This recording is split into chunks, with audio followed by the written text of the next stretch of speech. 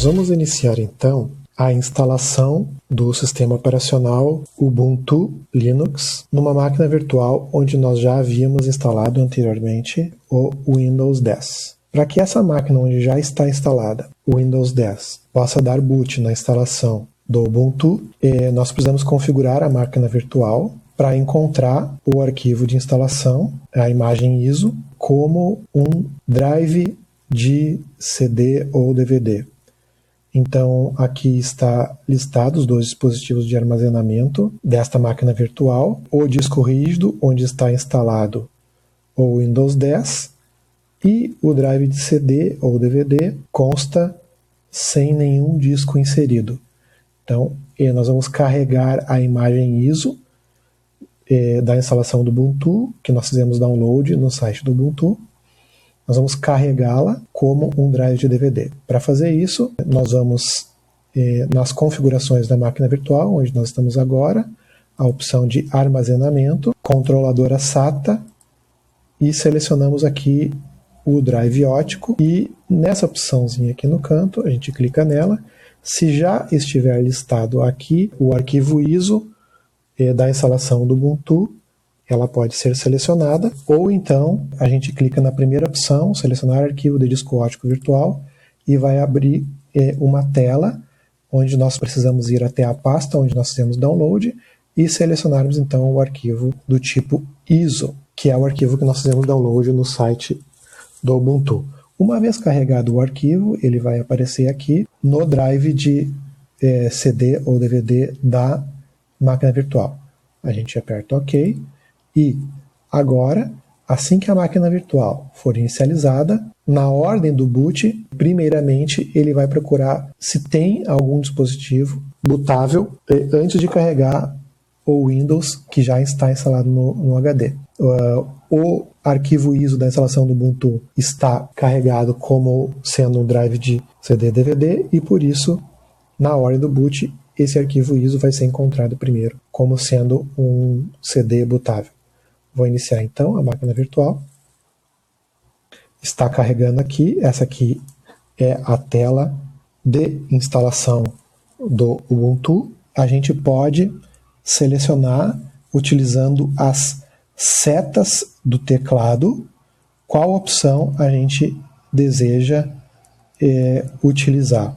Se nós selecionarmos a primeira opção, Try Ubuntu Without Installing, nós temos a possibilidade de carregar o Ubuntu direto do CD para experimentar a interface e os aplicativos sem a necessidade de realizar a instalação. No entanto, mesmo nessa primeira opção, a opção de teste, uma vez que a gente tenha experimentado a interface e o uso do Ubuntu, se assim desejarmos, existe um ícone que nós podemos selecionar para iniciar a instalação.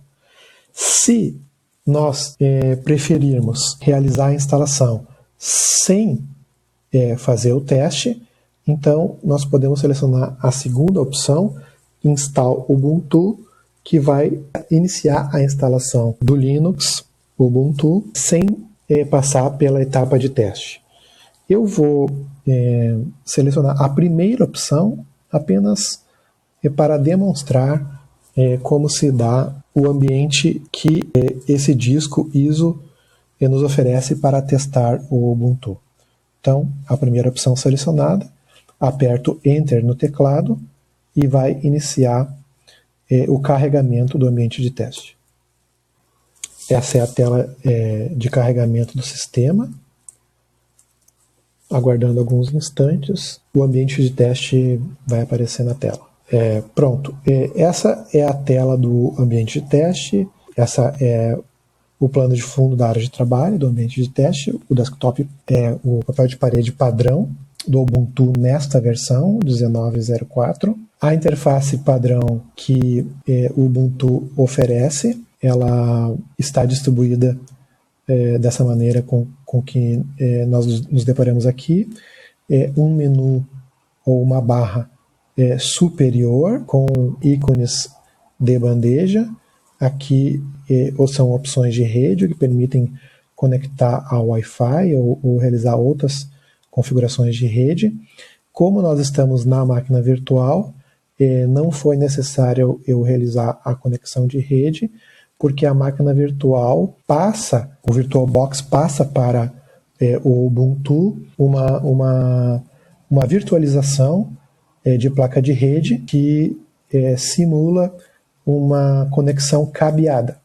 Então, automaticamente ele pegou um IP e está conectado na rede. Aqui o clique equivale para qualquer ícone. Então a gente tem a opção de volume, de rede, bateria e de usuário.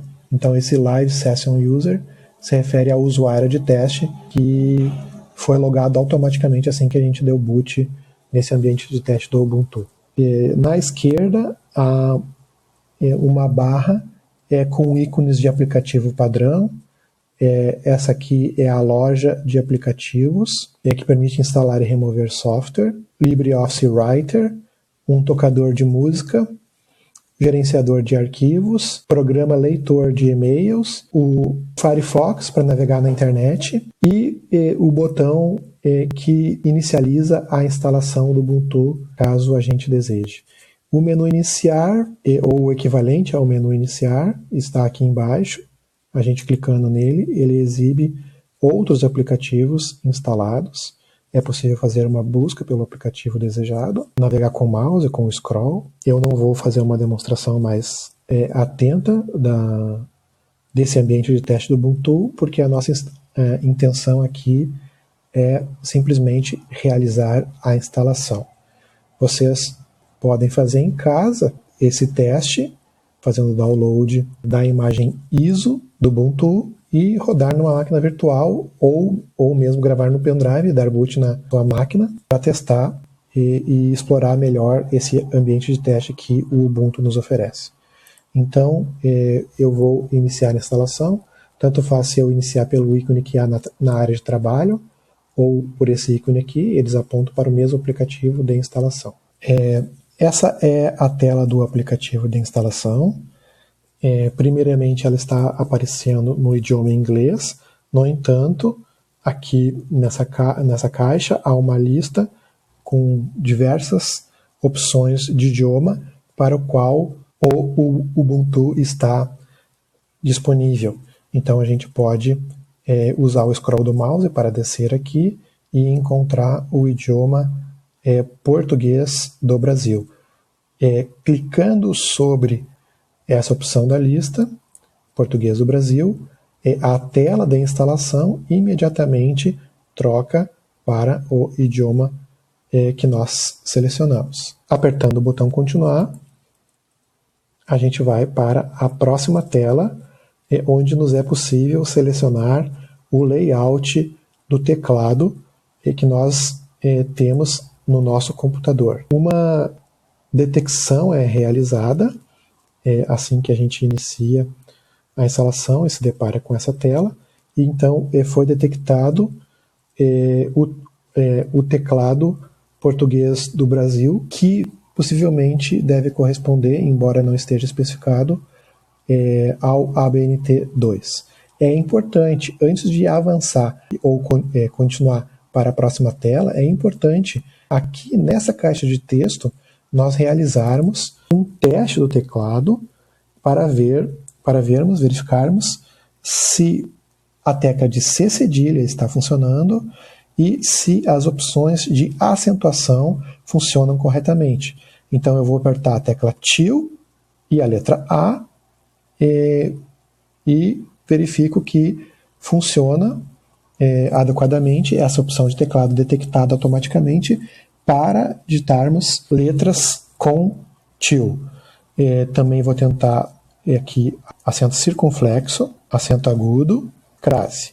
Ok, então a acentuação está funcionando corretamente, não é necessário fazer outro ajuste. Se a acentuação não tivesse aparecido corretamente, seria importante, antes de continuar a instalação, procurar na lista a opção de teclado adequada.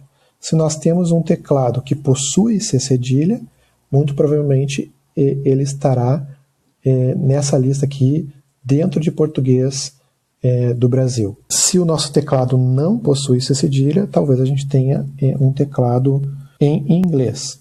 Nesse caso, teríamos que procurar a opção de idioma inglês aqui na lista, por exemplo, inglês dos Estados Unidos, e selecionar uma das opções possíveis e realizarmos os mesmos testes aqui na caixa de texto.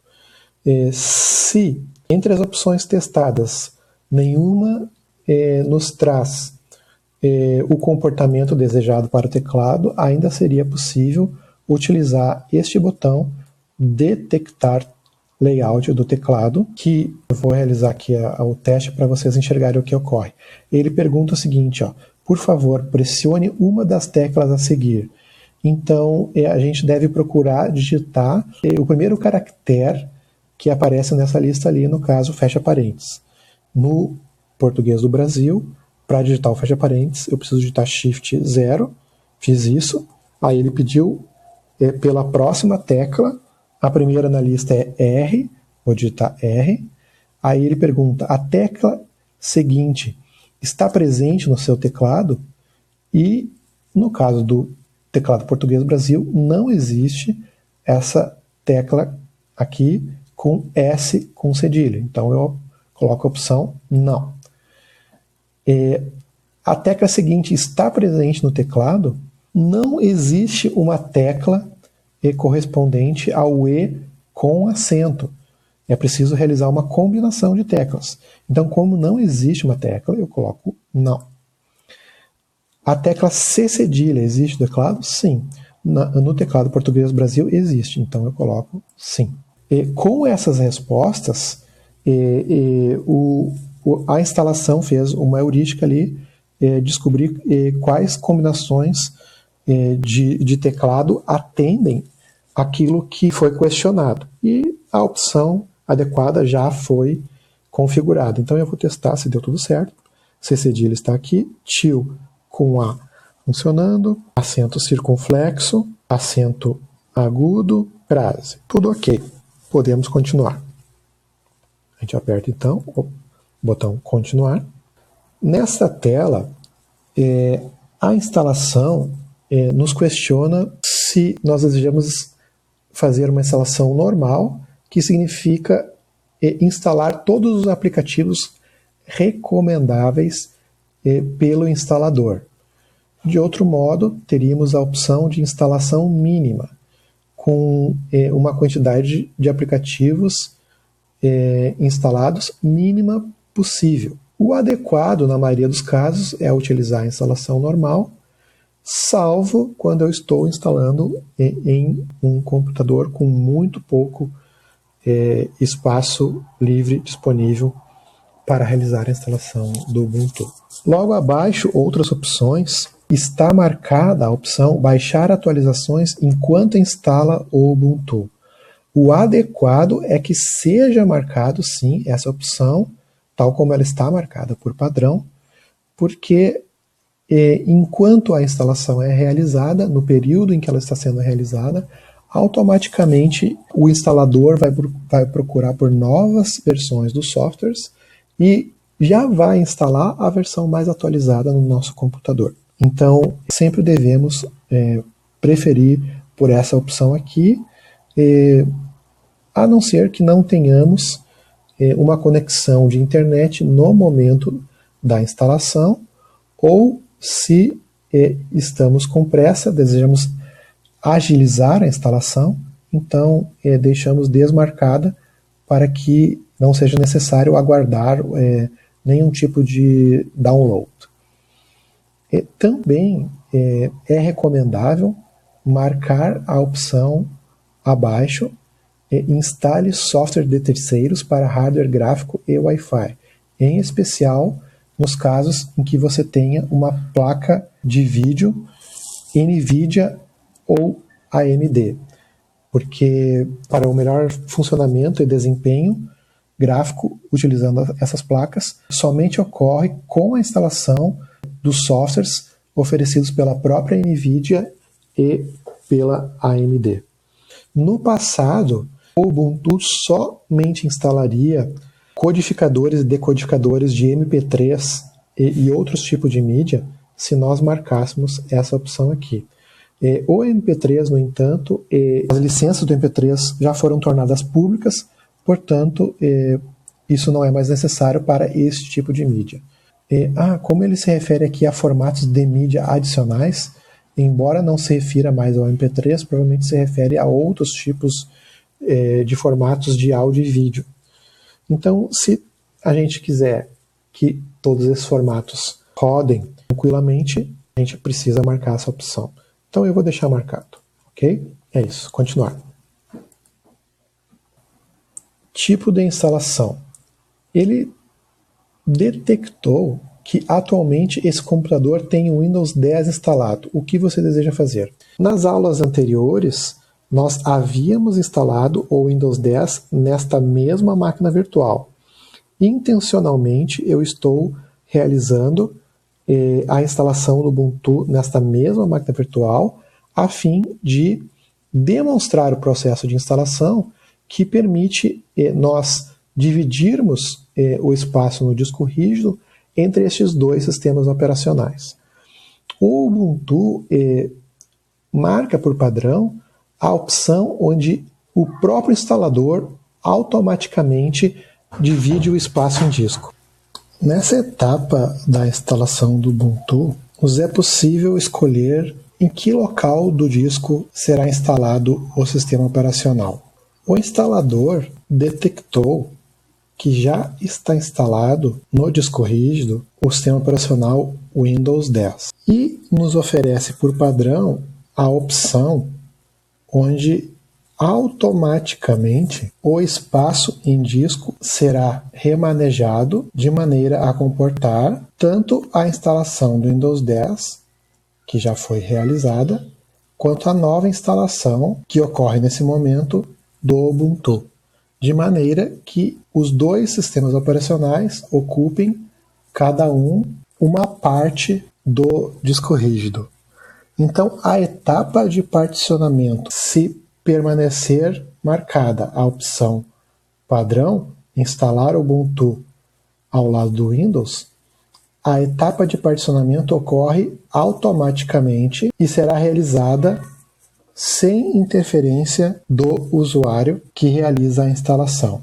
Embora esta seja uma opção útil para leigos, o nosso interesse nesta aula é nos apropriarmos dos conteúdos que envolvem a etapa de particionamento.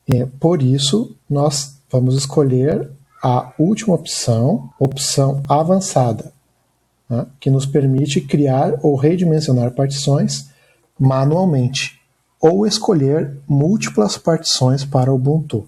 Além desta opção avançada e da primeira, existe ainda a opção de apagar o disco e reinstalar o Ubuntu, ou instalar o Ubuntu.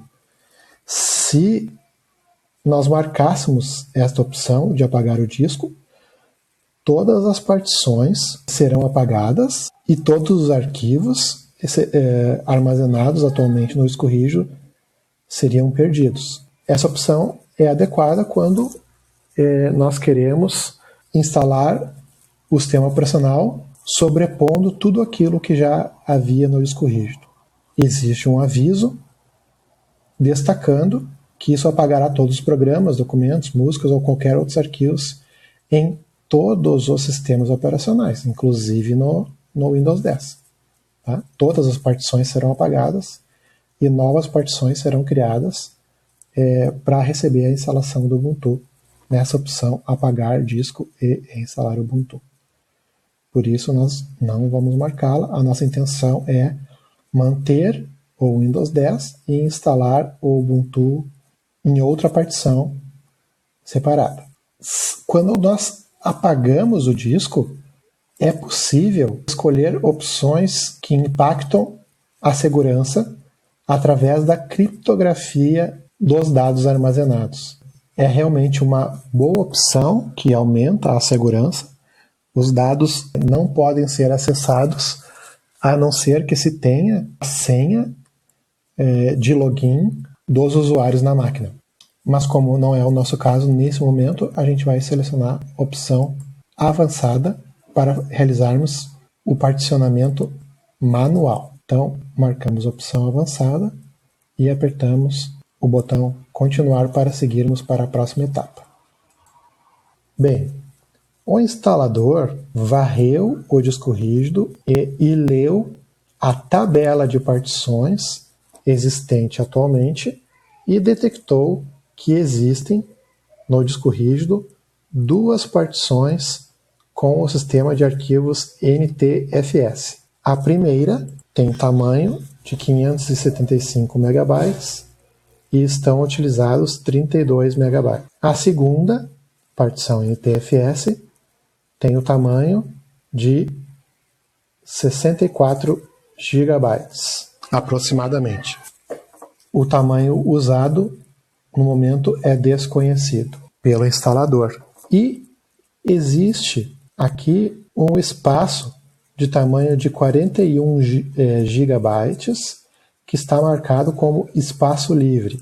O termo correto é espaço não alocado ou espaço não particionado. Possivelmente o termo espaço livre trate-se de um erro de tradução ou então uma forma de abstrair para usuários leigos do que se trata num nível mais baixo esse espaço disponível para a criação de novas partições. O termo correto é, então, espaço não alocado ou então espaço não particionado.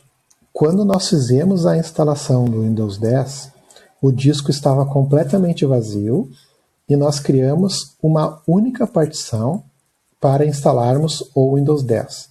Naquele momento, nós definimos que este seria o tamanho da partição para a instalação do Windows 10. Automaticamente, o instalador do Windows 10 criou também uma partição de boot e reservou para essa partição de boot, criada automaticamente, 575 MB. Restando, naquele momento da instalação do Windows 10, este espaço não particionado, que naquele momento nós intencionalmente deixamos sem a criação de nenhuma outra partição, já na intenção de futuramente utilizarmos esse espaço para criarmos as novas partições que serão necessárias para instalarmos o Ubuntu. No Linux, cada dispositivo de armazenamento, em especial os discos rígidos, eles são detectados como um dispositivo SD, Storage Drive ou Storage Disk, originalmente SCSI Disk. O primeiro dispositivo de armazenamento detectado pelo sistema operacional, ele ganha a letra A. Então, o primeiro disco é SDA. Se houvessem outros discos rígidos, provavelmente eles apareceriam aqui também na lista com a letra subsequente. O próximo disco rígido seria detectado como SDB e o próximo SDC e assim por diante. Como nesta máquina virtual nós criamos um único disco rígido, este foi o único disco detectado, SDA. Dentro do disco rígido, nós temos partições criadas. Cada partição recebe um número iniciando em 1. Então, no disco SDA, nós temos a partição 1, que tem tamanho 575 MB. E temos também a partição SDA2, do tipo NTFS, com tamanho 64 GB. Nós vamos criar novas partições para tornar possível a instalação do Ubuntu. Por padrão, se costuma criar no mínimo 2 partições para instalar um Linux. Uma delas é a partição de troca, ou partição swap, que serve para armazenar dados da memória RAM quando a memória RAM está cheia ou está próximo de estar cheia, o sistema operacional remove dados da memória RAM e salva em disco, nesta partição de troca, partição swap. Vamos iniciar então pela criação desta nova partição. O meio para fazer isso nessa tela aqui, da etapa de particionamento do Ubuntu, é ou nós clicamos com o botão esquerdo aqui no sinal de mais para adicionar, ou com o botão direito sobre o espaço não alocado, também podemos acessar a mesma opção adicionar. Tá? Indiferentemente de qual caminho nós seguirmos, será aberta a mesma caixa de diálogo com as opções para esta nova partição. Primeiramente, nós devemos definir qual será o tamanho da partição. Para a partição de troca, a partição de swap, é necessário um tamanho equivalente à mesma quantidade disponível de memória RAM no computador, caso tenhamos 8 GB de RAM ou mais.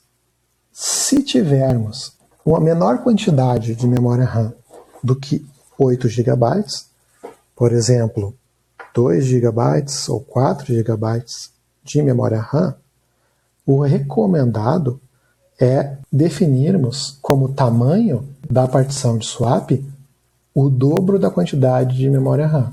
Então, se temos 2 GB disponíveis de memória RAM, iremos criar o dobro disso de swap, 4 GB de swap. Se temos disponíveis no nosso computador 4 GB de RAM, devemos criar uma memória swap de 8 GB de RAM. A unidade de medida de criação aqui é em megabytes. Então, podemos fazer o cálculo aproximado, 1024 megabytes como 1 GB e multiplicarmos pela quantidade de gigabytes que precisamos. Nessa máquina virtual, eu reservei 4 GB de RAM. Então, eu vou criar aqui uma partição de swap de tamanho 4 vezes 1024. Com isso, teremos 4096. Além disso, o tipo da nova partição pode ser primária ou lógica. Como já vimos em aulas anteriores, o tipo de tabela de partição do tipo MBR suporta, no máximo, 4 partições primárias ou então 3 partições primárias e uma partição estendida. Dentro da partição estendida é possível criarmos diversas partições do tipo lógica. Então, se nesse momento nós selecionarmos partição lógica, essa partição lógica estará armazenada dentro de uma partição estendida. Como no nosso caso não será necessário criarmos mais do que 4 partições, vou manter a partição de boot, a partição onde o Windows 10 está instalado, a partição swap e mais uma partição para instalar o Ubuntu, totalizando 4 partições no total. Eu vou manter todas elas como primárias. Localização para a nova partição. Podemos manter marcado início deste espaço. Então, exatamente onde inicia esse espaço livre, iniciará a nova partição que está sendo criada. É preciso escolhermos, no momento da criação da partição, o tipo de sistema de arquivos. Para uma partição do tipo swap, uma partição de troca, nós devemos selecionar o tipo de sistema de arquivo correspondente. Área de troca, swap. Então, selecionado o tamanho, o tipo da partição, primária ou lógica, o local onde a partição será criada em relação ao espaço disponível, o tipo de sistemas de arquivos, área de troca, swap, nós podemos confirmar então a criação desta nova partição. Perdão, 4096 é o cálculo correto. Ok. Bem, Agora na lista aparece uma nova partição que antes não existia, dando sequência à numeração SDA1, SDA2, as partições que já existiam, e a partição nova SDA3. Tipo do sistema de arquivos, swap. Tamanho 4.095 megabytes. Esse é um tamanho aproximado, por isso existe eventualmente algum arredondamento aqui. Existe ainda um espaço não alocado de 37 GB. Nesse espaço não alocado, criaremos uma nova partição.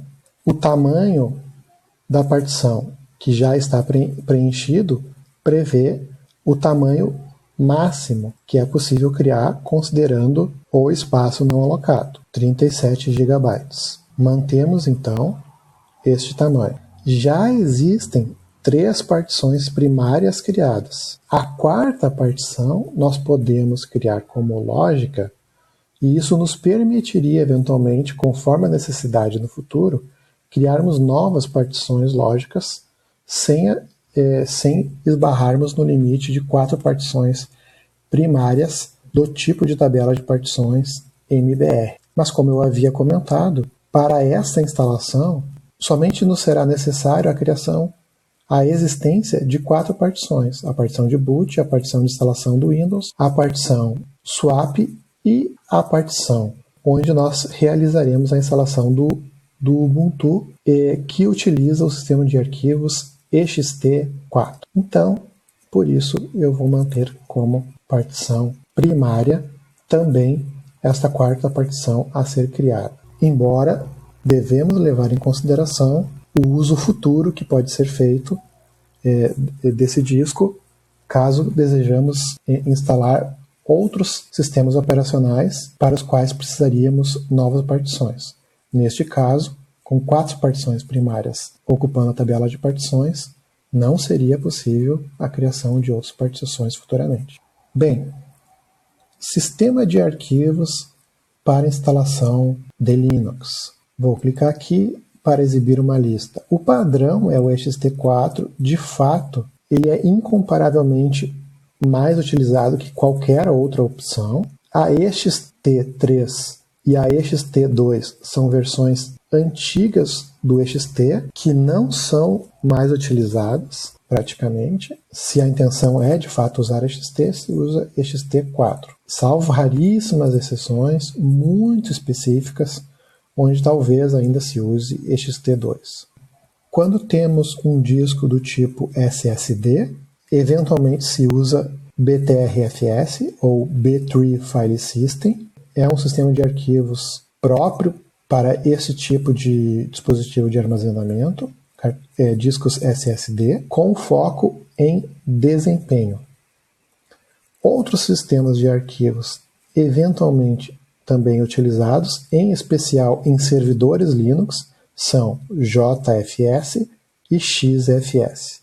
Para instalação de Linux, você não vai utilizar sistemas de arquivos FAT 16 ou 32. Embora seja possível, no momento da instalação, criar novas partições desse tipo para outros fins, como, por exemplo, para armazenamento de dados. Então, vamos manter a opção padrão, sistemas de arquivos com Journaling ext4.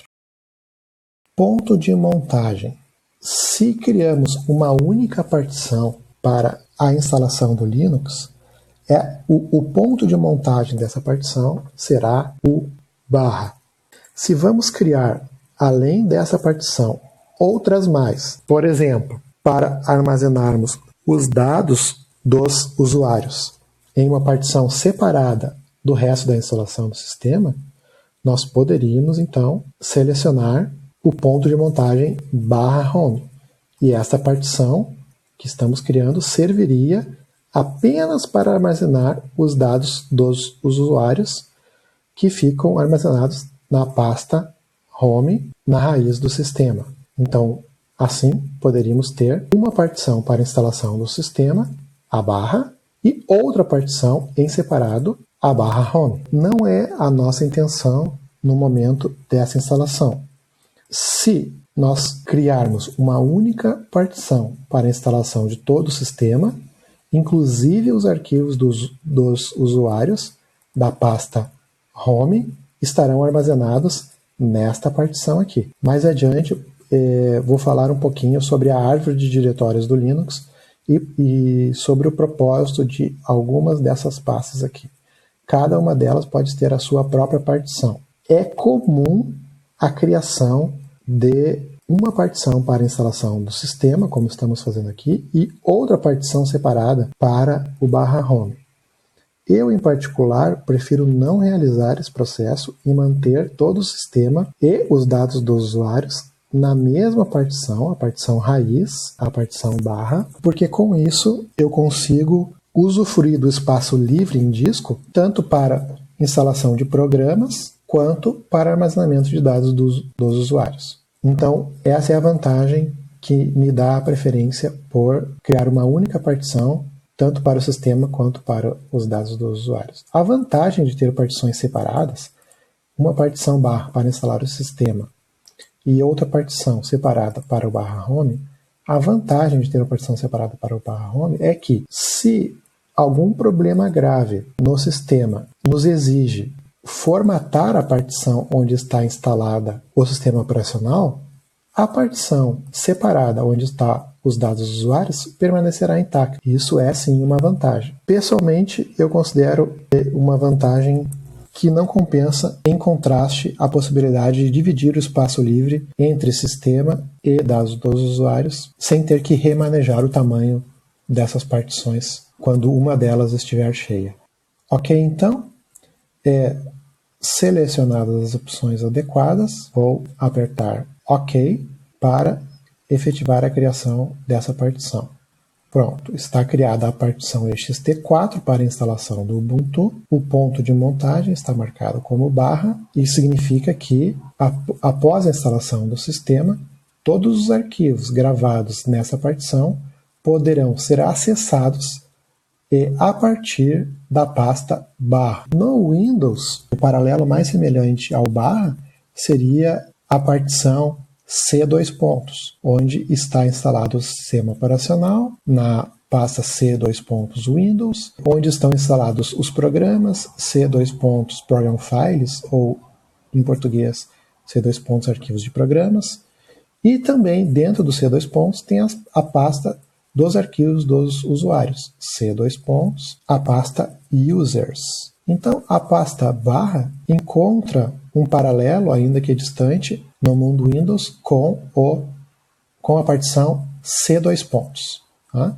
No Windows também é possível criarmos mais de uma partição e mantermos os dados dos usuários em outra partição. É possível, embora menos comum no mundo Windows. Em se tratando de instalações Linux, é comum, sim, deixar em separado uma partição barra para instalação do sistema e outra partição barra home para dados do usuário. Mas, como eu comentei, isso traz vantagens e desvantagens e normalmente eu prefiro manter todos os dados de sistema e de usuário na mesma partição. Essa partição ela está marcada para a formatação, ela não existe ainda, então uma vez que ela está criada, é necessário formatá-la, ou seja, criar o sistema de arquivos em branco para que novos dados, então, possam ser armazenados dentro dessa partição. E os primeiros dados que serão armazenados nessa partição são os dados provenientes da instalação do sistema operacional. Todos os programas a serem instalados serão instalados nessa partição, nas suas respectivas pastas, a partir do barra. Essas etapas que nós realizamos, ela ainda não sobrescreveu ou ainda não alterou efetivamente a tabela de partições deste disco rígido. Se percebermos que fizemos algo indevido e que gostaríamos de voltar atrás, nos seria possível fazer isso usando o botão reverter. O botão reverter vai carregar a tabela de partições, tal como ela está gravada nesse momento no disco, que ainda não contempla as duas partições que nós criamos de swap e ext4. Essas duas partições, embora elas apareçam listadas aqui, elas somente serão de fato criadas a partir do momento que nós clicarmos na opção instalar agora. E é isso que eu vou fazer nesse momento. Vou apertar o gatilho da instalação e a tabela de partições, tal como ela se desenha aqui nesta lista, será gravada efetivamente no disco rígido.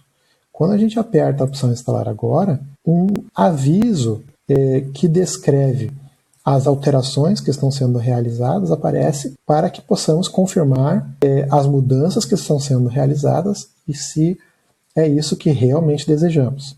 Então, as seguintes partições serão formatadas. Partição 3 no disco SDA vai ser criada e formatada como uma partição swap. A partição 4 no disco SDA será criada com os sistemas de arquivos ext4. É isso mesmo que a gente quer, então continuar. Como etapa da instalação, é necessário configurarmos o fuso horário. O padrão para o Brasil está selecionado São Paulo. É um fuso horário adequado, não necessariamente precisa constar aqui fuso horário Brasília, se aqui há disponível Brasília. Mas esse fuso horário selecionado contempla aqui, pela faixa, toda essa área do planeta, e é o nosso caso. Portanto, vamos manter São Paulo. Continuar. Nessa etapa da instalação, nós devemos criar o primeiro usuário do computador. O instalador nos pede para digitarmos o nome. Baseado no nome digitado, o instalador sugere um nome para o computador e também sugere um nome de usuário baseado no nosso nome completo. Também nos pede para que seja digitada uma senha. É importante selecionarmos uma senha segura para que outras pessoas não tenham acesso aos nossos dados no computador. Uma senha de 8 dígitos no mínimo. Não recomendo marcar a opção Iniciar sessão automaticamente. Nessa opção, após ligar o computador, é oferecida uma tela de login que permite selecionarmos qual usuário está logando na máquina e qual a sua senha. Em vez disso, a senha é digitada automaticamente pelo próprio sistema operacional, o que dá acesso livre aos dados do usuário para quem tiver acesso físico ao computador. Essa não é uma opção recomendável, embora seja comum para usuários de Windows que preferem não usar senha no seu computador. Para quem está vindo de uma instalação de Windows com essa característica, essa é uma opção amigável, que torna o ambiente mais parecido com o que a pessoa estava acostumada. No entanto, essa não é uma opção segura, pois permite que outras pessoas que eventualmente tiverem acesso físico ao nosso computador possam acessar os nossos dados, inclusive senhas salvas no navegador e etc. Então, o ideal é manter a opção padrão, solicitar minha senha para entrar. Com isso, assim que o computador é ligado, uma tela de login solicita a escolha do usuário e a confirmação da senha. Continuar. Bem, nessa etapa não nos é mais solicitado interações com o instalador, resta aguardar a cópia dos arquivos do disco de instalação para o nosso disco rígido. Enquanto a instalação se passa, o instalador descreve características ou destaca características deste sistema operacional. Se nós desejamos ver mais detalhes, creio que é possível clicar aqui e ver o que de fato está ocorrendo por trás da interface gráfica do instalador. Tá? Quais arquivos estão sendo copiados ou que processos estão em execução.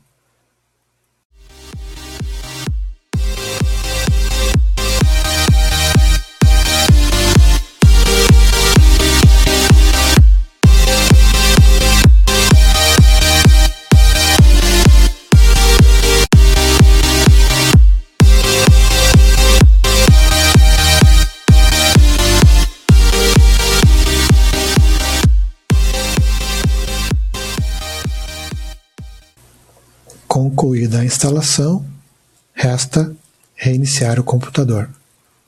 Reiniciar agora.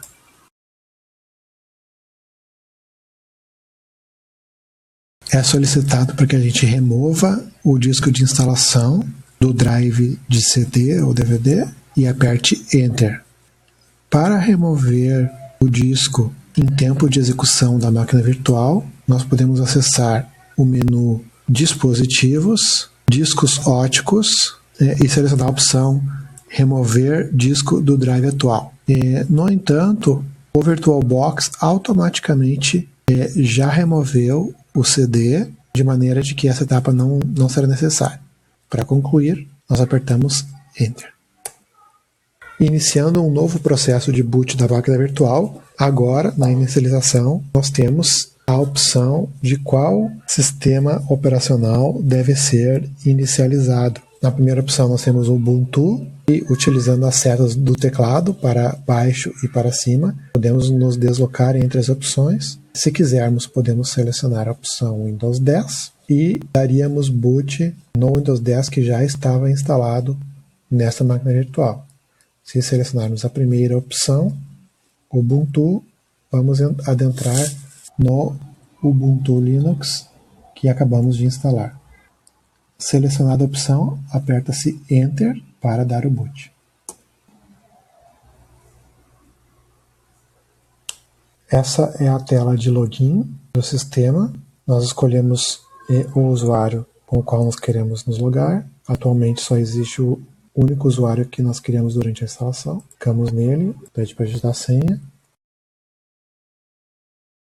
Pronto, está instalado o Ubuntu. O sistema que agora foi carregado, ele não mais foi carregado a partir do disco de instalação, e sim foi carregado a partir do disco rígido da máquina virtual, onde o Ubuntu foi instalado. Até a próxima. Valeu, galerinha!